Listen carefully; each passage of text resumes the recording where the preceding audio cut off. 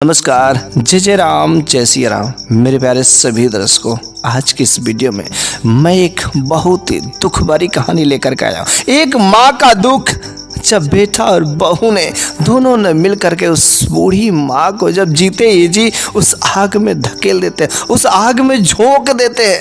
फिर उसके बाद ऐसा क्या हादसा होता है, ये कहानी आप लोगों को अवश्य सुनना चाहिए। एक माँ का दुख, क्योंकि सबको तो एक माँ ने ही जन्म दिया है, लेकिन कुछ ऐसे बेटे और बहू मिल जाते हैं जो अपने उस माँ की अहमियत ही नहीं समझते। वो भूल जाते हैं कि यह मेरी जननी है, इसने ही मेरे को जन्म दिया है, और फिर वे अपनी माँ के ही साथ ऐसे कुछ कारनामे कर जाते हैं जो नहीं करना चाहिए।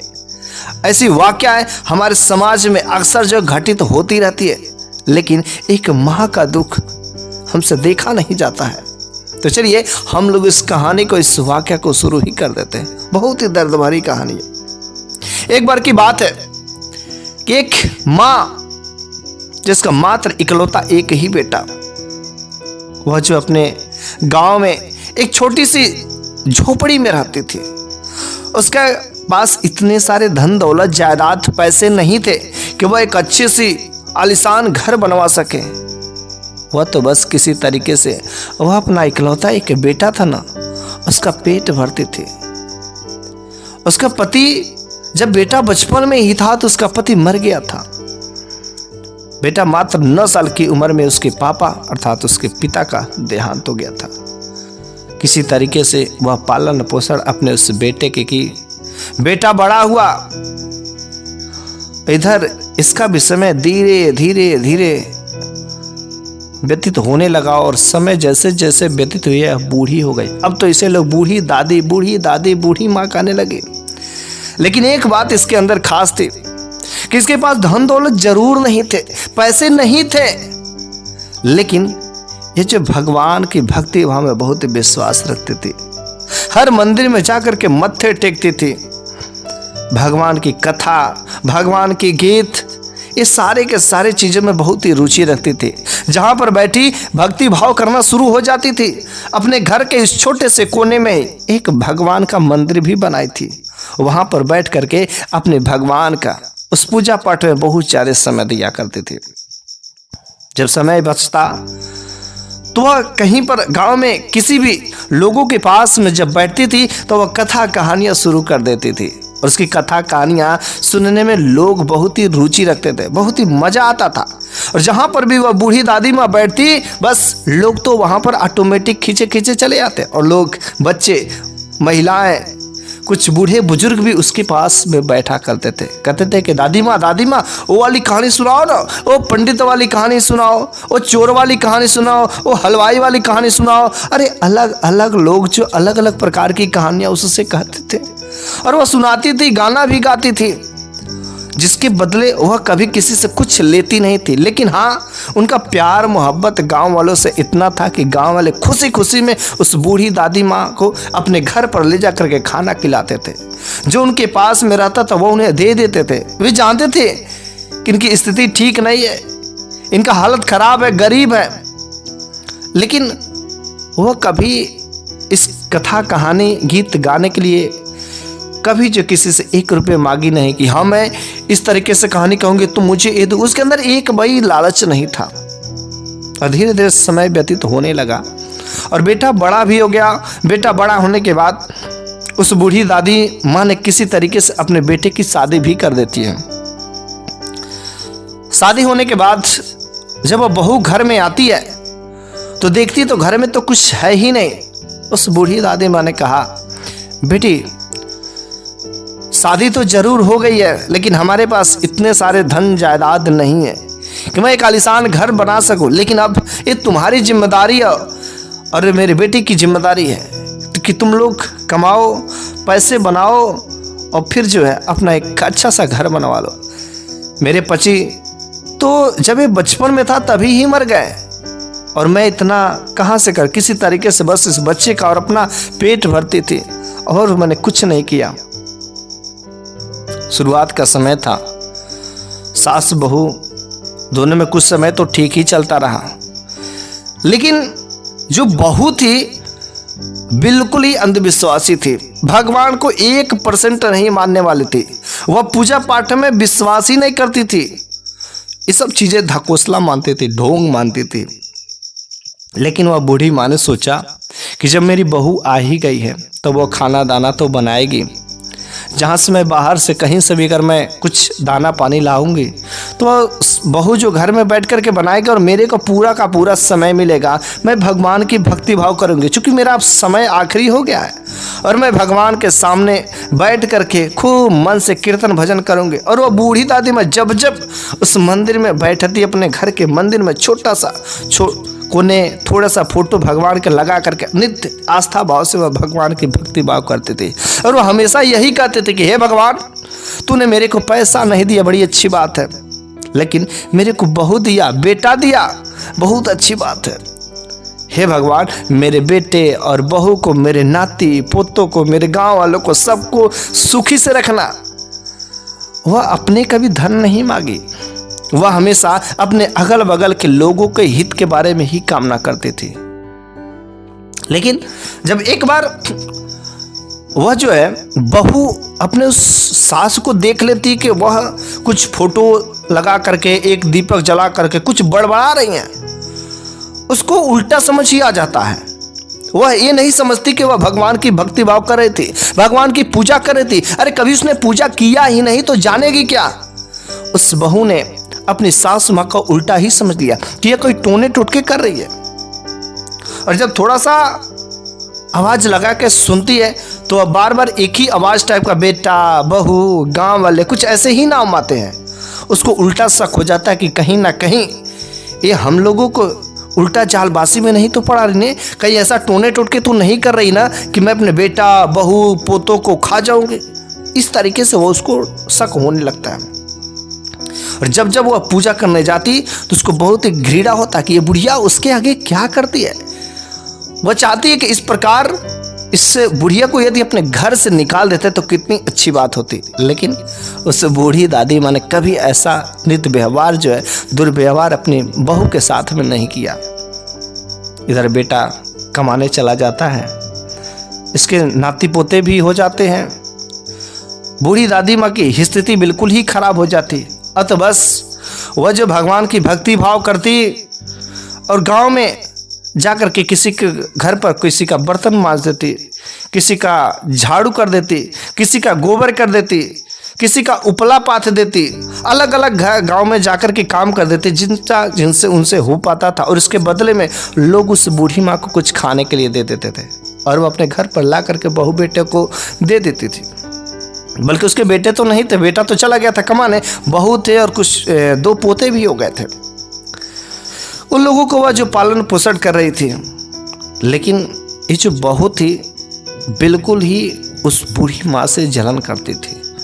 वह सोचती थी कि कब इस बूढ़ी माँ को, इस बुढ़िया को अपने घर से निकाल दे। ये बुढ़िया जो बार बार कहती कि हमको खाने को, हमको खाने को, हमको खाने को, पता नहीं क्या वहाँ पर बैठ करके करती है, ड्रामा करती, ढोंग करती, टोना टोटका करती है, हम लोगों को देखना नहीं चाहती और उल्टा एक खाना ला करके देती। कभी किसी दिन हमें लगता है कि हमारे जो बेटे हैं इन बेटों को वह जहर भी दे देगी। हमें इस बुढ़िया से तो जल्द से जल्द छुटकारा करना ही पड़ेगा।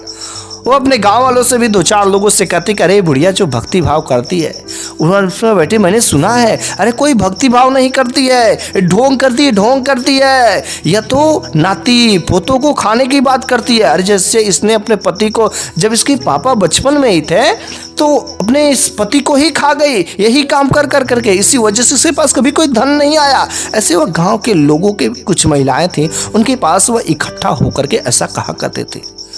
लेकिन जो गांव वाले थे कभी उस बूढ़ी दादी माँ के बारे में ऐसा नहीं सोचते थे, कभी नहीं सोचते थे। वह बस सामने हाँ में हाँ मिला देते थे, लेकिन अंदर ये अंदर समझते कि हाँ वह बूढ़ी दादी माँ कितनी नेक है, कितनी भली औरत है, हमेशा जो हम लोगों का मनोरंजन कराया करती है, घर पर आ करके कुछ काम भी किया करती है। वह बूढ़ी दादी माँ के बारे में ऐसी बहू कैसे कह रही है। और किसी भी इंसान को जब तक आंखों से कुछ देख नहीं जाता है तब तक उसे भरोसा नहीं होता है। कुछ दिन बीत जाते हैं, उसका बेटा बाहर से कमा करके आता है। जब बेटा बाहर से कमा करके आता है तो अपनी पत्नी से कहता है कि मेरी माँ के तो ख्याल अच्छे से रखती हो ना। उसकी बहू ने कहा, मैं आपकी माँ की, अरे मैं आपकी माँ की ख्याल क्या रखूंगी जब आपकी माँ हमेशा अपने बहू, बेटों, नाती और गांव वालों को खाने की बात करती। वह डाइन है, डाइन। अरे मैं तो सोच रही थी कितने दिनों से आप घर पर आए और मैं आपकी बुढ़िया से मैं छुटकारा पाऊं। वह बेटा का बहुत तेजी से खून खोल जाता है कि जब वो अपने माँ के बारे में ऐसी कहती है, मेरी माँ को तुम डायन कर रही हो, खाने की बात करती है। अरे मेरी माँ के बारे में तुम ऐसी जुबान नहीं कर सकते हो। अरे मेरी माँ जो बचपन से मेरे को इस तरीके से पाली है, क्या मेरी माँ ऐसी हो सकती है? मेरी माँ एक डायन है, खाने की बात करती? नहीं नहीं, ऐसा बिल्कुल ही नहीं कर सकती है। वह बहू कहती, कह रही थी आपने तो कभी सुना नहीं? अरे जब वो घर में बैठते दिन भर सुबह शाम बैठ करके बस यही तो कहती रहती है, मैं अपने बहू को खा जाऊंगी, बेटा को खा जाऊंगी, पोता को खा जाऊंगी। जैसे वो अपने पति को खा गए, अरे आपके पापा को वही खा गई। वो कुछ टोना टोटका करती है, आपको पता ही नहीं है। वह बेटा कहता, नहीं नहीं, मेरी माँ ऐसा हरगिज़ ही नहीं कर सकती है। मैं अपनी माँ के चरित्र पर इस तरीके से दाग नहीं लगा सकता। मेरी माँ ऐसी नहीं हो सकती। उसने कहा, घबराओ नहीं, मैं एक बार चेक कर लूंगा, कभी मौका आएगा, कभी तो मेरे को प्रूव करके दिखा देना तो मैं मान जाऊंगा, लेकिन मेरे को माँ की सेवा करने दो। मैं आया हूं, अपने माँ के पास जाता हूं। वह बेटा अपने उस माँ के पास में जाता है, माँ का पैर छूता है, माँ का पैर दबाता है, कहता कि माँ देखो मैं आ गया हूं, अरे तुम्हारा बेटा मैं आ गया। ओ माँ के खुशी के आंसू छलक पड़ते कि मेरा बेटा आ गया। जब अपने बेटे को देखती तो अपने बेटे का मत्था चूम लेती है और कहती कि बेटा तू आ गया? हाँ मैं आ गया माँ। बोलो माँ, जितना भी तुम्हें दुख दर्द हुआ मेरे को पता है कि आते ही मेरी पत्नी तुम्हें इतना मान सम्मान नहीं करती थी, सही से खाना भी नहीं देती थी, लेकिन मेरे को गांव वालों से अवश्य कुछ पता चला कि हाँ आपकी माँ दूसरों के घर पर जा करके कुछ चौका बर्तन का काम करके वह अपना पेट भरती थी। अरे आपकी पत्नी, मेरी पत्नी ने तुम्हारे साथ में अच्छा व्यवहार नहीं किया माँ, मुझे पता है, लेकिन उसके लिए मुझे माफ़ कर देना माँ। आज तक तुम्हें जो कुछ भी कष्ट हुआ उसके लिए माफ़ कर देना, लेकिन अब मैं आ गया हूँ माँ, घबराने की बात नहीं है। जो तुम्हें चाहिए आखिर बताओ तुम क्या खाना चाहती हो। वह बेटा से वह माँ, बूढ़ी माँ, जब वह देखती थी तो खुशी के आंसू उसके रुकते नहीं है। वह कहती कि बेटा मैं जो अपने भगवान की बहुत ही भक्ति भाव करता हूँ, हर रोज उनका तो भोग रूखा सूखा जो मिल जाता है तो मैं लगाती ही लगाती। बस बेटा मेरे को अगर खीर मिल जाती ना तो मैं पहले उस खीर को लेकर के अपने उस भगवान को भोग लगाती और फिर मैं उसी खीर को मैं खाना चाहती हूँ और तुम्हें भी खिलाऊंगी। इस तरीके से वह बेटा से वह बूढ़ी माँ कहती है। वह बेटा कहता है कि माँ बस मांगी तो एक खीर बस ही मांगी ना, कुछ दूध और दूध में बनाया हुआ चावल। उस बूढ़ी माँ ने कहा, हाँ बेटा अगर तुम ला देते तो बड़ी अच्छी बात होती। इधर यह बहू जो थी चुपके से सुन रही थी।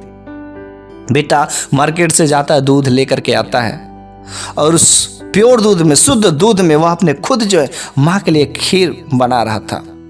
माँ इंतजार कर रही थी कि मेरा बेटा आज मुझे खीर खिलाएगा, शुद्ध दूध में का खीर खिलाएगा। मेरे भगवान जो है आज अपने भगवान को खीर का भोग भी लगाऊंगे। कितने खुशी की बात है। वह अंदर अंदर खुशी से फूले न समाये जाए। वह बूढ़ी दादी माँ, वह बुढ़िया चारपाई पर बैठ करके उस खीर का इंतजार कर रही थी।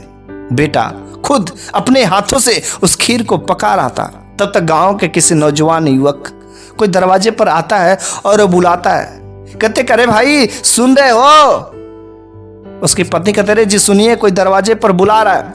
वह जाता है और किसी काम के वजह से उसे घर से बाहर जाना पड़ता है। वह कह देता है कि तुम मेरी माँ को खीर, जो शुद्ध दूध वाली खीर है, बस उसे तुम अच्छे से खिला देना, किसी प्रकार की कोई कष्ट मत देना। वह कहते ठीक है जाइए। और खीर जब पक जाती है, अब इस बहू का इतना गुस्सा था कि इस बुढ़िया का इतना मन कर रहा है खीर खाने को। आज तक मैं सही से कुछ बना ही नहीं पाई, शुद्ध दूध में का खीर तो खा ही नहीं पाई, और इस बुढ़िया का इतना मन कर रहा है कि शुद्ध दूध में का खीर खाने का। आज मैं तेरे को खीर खिलाती है। वह बहू जो ना उस बर्तन में जो जलती हुई खीर थी लेकर के पूरा का पूरा उसके पास जाती है, और जाते ही वह जो बूढ़ी दादी माँ ने खाट पर सोई हुई थी, और जाते ही तुरंत उस खीर को ले जाकर उस बूढ़ी दादी माँ के पेटों पर रख देती है। वह जलती हुई खीर पेट के ऊपर वह बर्तन रख देती है। वह तुरंत बूढ़ी दादी माँ पलट जाती है वहां पर जल जाते हैं। बेचारी के अंदर इतना हिम्मत नहीं रह पाता कि वह तुरंत झटके से उसे हटा सके, लेकिन जब तक वह बेचारी करवटें बदलती है तब तक उनके पेट में छाले पड़ जाते हैं। लेकिन वह बहू कहती कि बहुत तेरा मन कर रहा है ना खीर खाने का, लो आज मैं तुम्हें खीर खिलाती हूँ, खीर खाएगी ना तू, खीर खाएगी। वह बूढ़ी माँ दादी माँ कहती कि नहीं बेटी ऐसे नहीं, सबसे पहले मैं अपने भगवान को भोग लगाऊंगी, फिर उस खीर को मैं खुद खाऊंगी।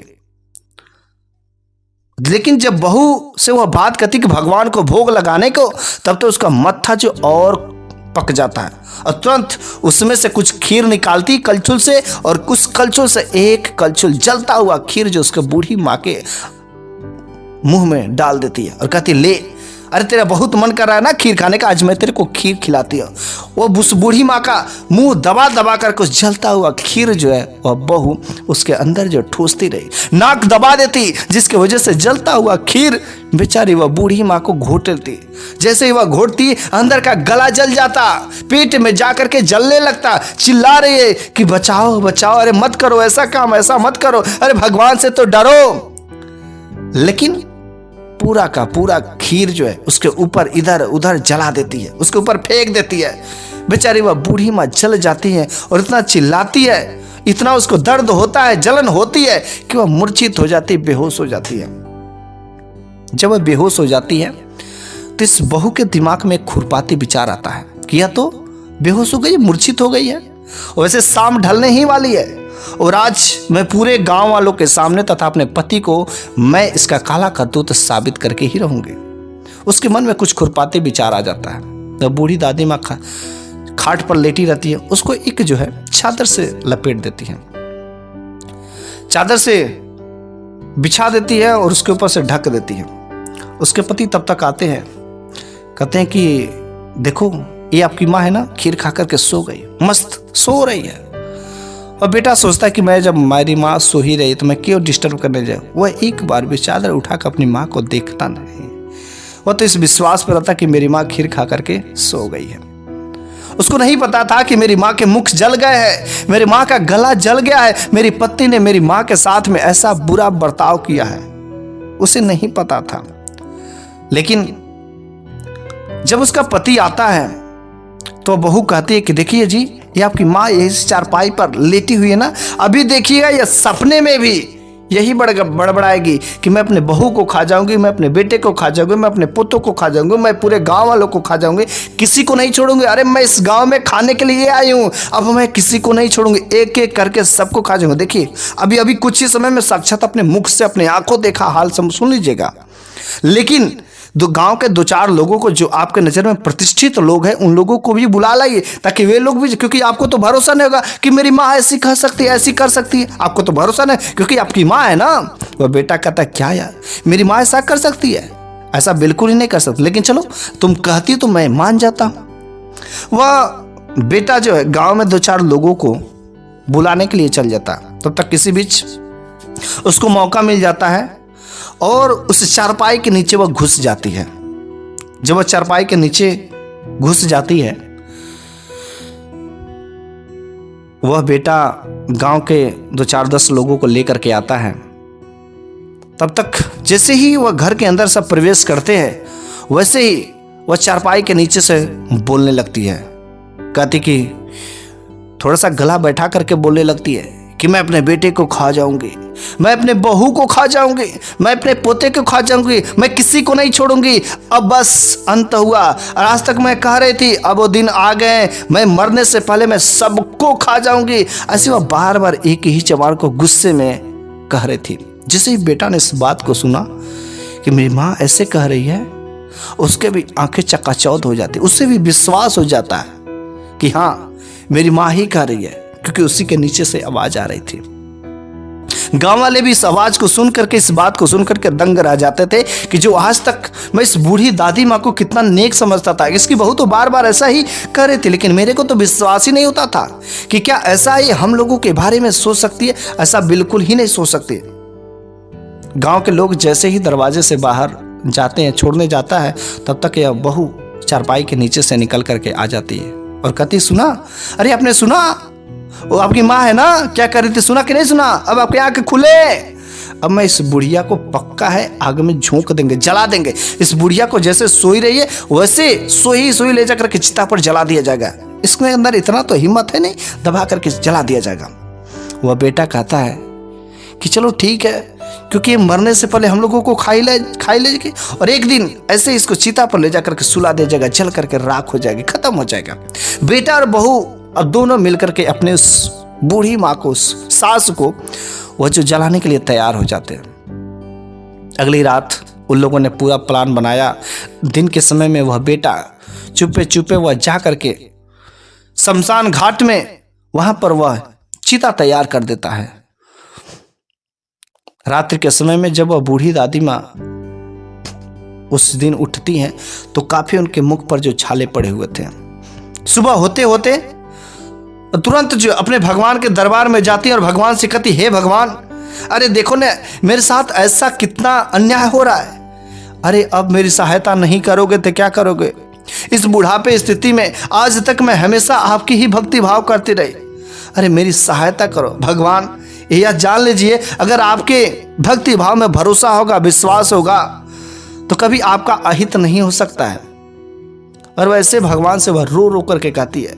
तुरंत वह जो बहू रहती जैसे देखती है कि फिर से वही रो रो करके कह रही, अब तो पक्का जल्दी से इस बुढ़िया को जलाना ही पड़ेगा। आज की रात इसकी आखिरी रात होगी, क्योंकि इसका जो जली हुई है, इसका गुस्सा जैसे जैसे फैलेगा वह हम लोगों को अब तो खा ही जाएगी। वह तो अंदर की बात अंदर ही समझ रही थी। वहां पर अपने भगवान के सामने कुछ जो जल रखे थे, उन जल को उठा करके वह अपने पी लेती है। थोड़ा मुख पर जहाँ पर जले हुए थे पेट पर लगा लेती है। बस देखते ही देखते उसके घाव ठीक हो जाते हैं। बिल्कुल उस बूढ़ी दादी माँ का घाव तुरंत ठीक हो जाते हैं। ऐसा देख करके तुरंत वह बहू कहती, देखिए देखिए, अरे आपकी जो ये माँ है ना, इसको चोट लगे थे, जली हुई थी, जलती हुई खीर खाई थी, इसके जल गए थे, लेकिन देखिए टोना टोटका कर करके अपने घाव को ठीक कर ली। अब हम लोगों को यही सजा देगी। वह बेटा चाहते हुए भी नहीं कुछ बोला था। उसे भरोसा तो नहीं हो रहा था कि मेरी माँ ऐसा कर सकती, लेकिन जो उसने धोखे से उसकी पत्नी ने जो यह आवाज सुना दी थी, बेचारा वह न चाहते हुए भी वह अपने पत्नी के कहने पर अपने उस बूढ़ी माँ को जो आग में झोंकने के लिए तैयार हो गया रहता है। उस रात वह बूढ़ी दादी माँ जब वह सोती हैं तो चुपके से वह बेटा और बहू दोनों मिल करके खाट सहित, उस चारपाई सहित लेकर के शमशान घाट में चले जाते हैं। सबसे पहले खाट रहता है, उसके ऊपर चटाई, फिर जो उसके ऊपर से कुछ बिस्तर रहते हैं, वह बूढ़ी दादी माँ उसी में आराम से लेटी रहती है। लेकिन जब ये लोग ले जाते हैं तो वह बूढ़ी दादी माँ को भगवान स्वप्न में भी दिखाते, करे तेरा बेटा और बहू मिल करके जीते जी तेरे को जलाने जा रहे हैं। अरे तू उठ जा, कब तक तू सोए रहेगी? तू उठ के यहाँ से भाग जा। ऐसे ही भगवान उनको स्वप्न में दिखाए जा रहे हैं और बूढ़ी दादी मस्त चारपाई पर जा रही है और भगवान उन्हें यही स्वप्न में दिखा रहे हैं। बस वहां पर तो चिता सजाई गई थी और बेटा और बहू मिल करके दोनों लोग उसे उस चारपाई के साथ ही उस जो चिता पर रख देते हैं और अब सोचते हैं कि बस अब आग लगा देंगे। लेकिन दोनों के दोनों लोग माचिस लगाना भूल गए थे। जब माचिस ले जाना भूल गए थे उस शमशान घाट में, रात्रि के समय में दोनों थे, तो उन्हें कुछ डर भी लग रहा था। तो बेटा ने कहा बहू से कि अरे जी सुनो, जाओ माचिस तो हम लोग भूल गए, जाओ माचिस लेकर के आओ। बहू कहती कि नहीं जी, हम यहाँ पर अकेले नहीं रहेंगे, हम अकेले जा भी नहीं पाएंगे, शमशान घाट है, अरे रात्रि के समय है, कोई भूत उत हमें भी दबा देगा। नहीं नहीं, हम नहीं जाएंगे, आप जाइए, हम यहाँ पर अकेले नहीं रहे। वो दोनों डरते रहते, कहते करे मैं यहाँ पर अकेले नहीं रह सकता, अकेले जा नहीं सकता। तो दोनों ने फैसला किया कि हम दोनों लोग चलते हैं और जल्दी से माचिस लेकर के आते हैं। तुरंत आते ही इस बुढ़िया को जला दिया जाएगा। दोनों के दोनों लोग घर पर चल जाते हैं माचिस लेने के लिए और उधर भगवान उसे स्वप्न में बार बार एक ही चीज दिखा रहे, अरे बुढ़िया उठ जा, उठ जा, जल्दी से उठ, तेरे को लोग चिता पर रख दिए, तेरे और बहू बेटे ने चिता पर ला दिए, चुपके से उठ के भाग जा तू जल्दी यहाँ से। और वास्तव में जब उस बूढ़ी दादी माँ का अचानक जब नींद खुलता है तो वह अपने आप को शमशान घाट में पाती है। जब वह बैठ करके देखती है तो वो तो अचंभित रह जाते कि क्या मेरा बेटा मेरे को इतना अहित सोच सकता है, मेरे बारे में इतना घटिया सोच सकता है, मेरे को जीते जी जला सकता है? ऐसा तो बिल्कुल ही। लेकिन उस जो देखती है बिल्कुल ही आंखों से आंसू छलकने पड़ते हैं और तुरंत वह चिता पर से, उस चारपाई पर से उठती है और वहां से निकल आती है और सामने कुछ दूरी पर एक पेड़ था, उस पेड़ के चुपके से देख रहे थे। बेटा और बहू दोनों आते हैं और तुरंत वह नहीं देखते हैं कि उस खाट पर वह बुढ़िया सोई हुई है कि नहीं हुई। रात अंधेरी थी, तुरंत उन लोगों ने आग लगा दिया और आग लगाते ही चिता में आग पकड़ लेती है और वह दोनों खुशी खुशी अपने घर चले जाते हैं। अब तो वह बहू का खुशी का ठिकाना, चल बुढ़िया मर गई, खत्म है, अब कोई ना ड्रामा होगा, कोई घर में कुछ नहीं होगा, कोई टूना टुटका नहीं होगा, कोई जो कुछ नहीं करेगा, बस खुशी से रहेंगे। इधर यह बूढ़ी माँ चुपके से देख रही थी कि मेरा बेटा भी अपने बहू के झालसे में आ गया। हे भगवान, कुछ ऐसा करना, ये जो बहू है ना, जो मेरे बेटे को अपने कैद में कर ले, अपने बातों में कर ले, इसका खुलासा हो जाए, इसको ही तू खत्म कर दे। कुछ ऐसा होता है। उसी रात बेचारी वहां पर छुपी हुई थी, तब तक आगे से कुछ चोर जो है एक गांव से चोरी करके कुछ सामान ले जा रहे थे। तो भगवान ने सोचा, आज तक के बुढ़िया मुझसे कभी मांगी नहीं, कभी धन दौलत नहीं मांगे, लेकिन शायद अगर इसे धन दौलत मिल जाए तो इसका बेटा जो जरूर इसको मान सम्मान इज्जत देगा, लेकिन इसके बहू को किसी ना किसी तरीके से इससे दूर करना ही पड़ेगा। वह बूढ़ी दादी माँ भी सोच लेती कि मेरा बहू जो मेरे खिलाफ रास रचा रही है ना, अब उसे ही खत्म करना है। हे भगवान, कुछ ऐसा दिखा। उस बूढ़ी दादी माँ के सामने ही से जब चोर भागते भागते भागते भागते जाते हैं तो एक पोटली उस बूढ़ी दादी माँ के सामने गिर जाता है और वह पोटली जब उस बूढ़ी माँ पाती है तो उसको खोलती है तो उसमें काफी ढेर सारे असरफी रहते हैं। उस पोटली को लेकर के रात्रि के समय में ही वह अपने घर पर चली जाती है और वह बेटा को बुलाने लगती है। जैसे ही बेटा को बुलाने लगती है कि बेटा तुम दरवाजा खोलो, दरवाजा खोलो, दरवाजा खोलो, अरे मैं तुम्हारी माँ आई हूं। जब बहू सुनती है तो कहती अरे देखिए जी, सुनिए, अरे आपकी माँ को हम लोगों ने तो जला दिया, अब उसकी आत्मा देखिए आ गई। इतनी जल्दी, सोचिए बुढ़िया कितनी खतरनाक है, अभी के तुरंत तुरंत इसकी आत्मा हमारे घर पर चली आई, ये अब हम लोगों को नहीं छोड़ेगी। बेचारी डर के मारे दोनों के दोनों बोलते नहीं है। सुबह तक हो जाता, वह बुढ़िया घर में हाँक लगाती रहती, बोली लगाती रहती, कोई उठते कोई उठे कोई उठे, कोई घर में से निकलता ही नहीं डर के मारे। गांव वाले कुछ लोगों ने कहा अरे भाई तुम्हारी माँ दरवाजे पर रात्रि से ही बोल रही है, बुला रही है, अरे आ जाओ। जब गांव वाले कहने लगते हैं तो बेटा और बहू दोनों निकल करके आते हैं और वह बूढ़ी दादी माँ को देख करके वह अचंभित हो जाते हैं। कहते अरे तुम लोगों ने तो हमें चिता पर जला दिया था ना, बहुत अच्छा काम किया, आज तक भगवान ने हमें कुछ नहीं दिया था और आज देखो तुम लोगों ने चिता पर जलाया। अरे चिता की लकड़ी तो थोड़ी ही थी, इस वजह से मेरे को भगवान ने थोड़ी ही सोने चांदी दिया, जबरदस्ती जला रहे थे, इस वजह से भगवान ने सोने चांदी दिया। खुश हो करके, अगर ढेर सारी लकड़ियों पर अगर तुम जलाई होती तो और सारा सोना चांदी दिया होता। बेटा क्यों ना तुम जो अपनी पत्नी को ढेर सारी यदि लकड़ियों पर तुम इसे कहते जलने के लिए, तो फिर से वह ढेर सारे सोना चांदी लेकर के आती है। एक बार अपनी पत्नी के साथ करो, पत्नी से बहू से बोलती बहू तुम अपनी भलाई के लिए क्या तुम ढेर सारे सोना चांदी नहीं लाओगे। उसके अंदर भी लालच आ जाती कि वास्तव में भगवान इनसे मिले थे और इन्हें सोना चांदी दिए, क्योंकि सामने जो था कुछ असरफियां थी। उस बूढ़ी माँ ने कहा कि बेटी तुम मेरी बेटी हो और तुम भगवान से ढेर सारे, क्योंकि तुम्हारे पास बल भी है और तुम ढेर सारे सोना चांदी ला भी सकती हो। मेरे को भी मौका दिया था कि तुम जितना मर्जी उतना उठा कर ले जाओ, लेकिन मेरे से इतना से ज्यादा तो उठा नहीं, मैं उस जगह पर गई थी। बेटा ने कहा प्रिय ठीक है, मैं खूब ढेर सारा लकड़िया का मैं चिता तैयार करता हूँ और तुमको मैं रात्रि के समय में चुपके से मैं टांग करके ले जाऊंगा, रख दूंगा, लेकिन जब तुम्हारी मुलाकात जो भगवान से होगी ना, तुम खूब ढेर सारा सोने चांदी लेकर के आना। बहू के अंदर लालच आ जाता है कि वास्तव में सत्य बात है, और कहती ठीक है ठीक है, और बस खूब भारी सी चिता हुआ तैयार करता है। और जब उसकी बहू सोई रहती है, चुपके से 2-4 लोग मिल करके उसे ले जा करके आग लगा देते हैं और वह बहू वहीं पर जल करके राख हो जाती है। उसका कोई भगवान से मुलाकात नहीं होता है। और इस तरीके से वह बुढ़िया बाद में अपने उस बेटे से सारा का सारा पोल खोल देती है कि मेरे साथ ऐसा क्या क्या हादसा हुआ था और तुम लोगों ने जब किया तो ऐसा क्या किया। बेटा और वह माँ दोनों मिलकर के गले मिलकर के खूब रोते हैं एक दूसरे से कि जो तो वह डायन थी, अब तो वह डायन इस दुनिया से चली गई, खत्म हो गई, मर गई। अब वह बेटा और माँ एक अच्छा सा आलीशान घर बनवाते, एक भगवान का मंदिर बनाते हैं और फिर उस बूढ़ी दादी माँ का अपने समय पर मृत्यु होता है और एक अच्छा सा घर बार भी बन जाता है। तो यह कहानी यहीं पर समाप्त हो जाती है। मेरे प्यारे सभी दर्शकों, मुझे पूरा विश्वास है कि यह जो माँ की दुख भरी कहानी है ना, अवश्य आपको अच्छा लगा होगा। अगर इस प्रकार की कहानियाँ और भी सुनना चाहते तो प्लीज़ आप इस चैनल को सब्सक्राइब जरूर ही कर लीजिएगा।